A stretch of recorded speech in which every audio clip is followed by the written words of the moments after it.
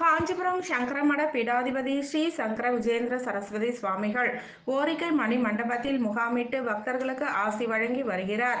காஞ்சிபுரம் சங்கரமட பீடாதிபதி கடந்த 24ஆம் தேதி சங்கரமடத்தில் இருந்து சுமார் 5 கிலோமீட்டர் தொலைவில் அமைந்துள்ள ஓரிக்கையில் அமைந்துள்ள மகா பெரிவா மணிமண்டபத்தில் முகாமிட்டு உள்ளார்.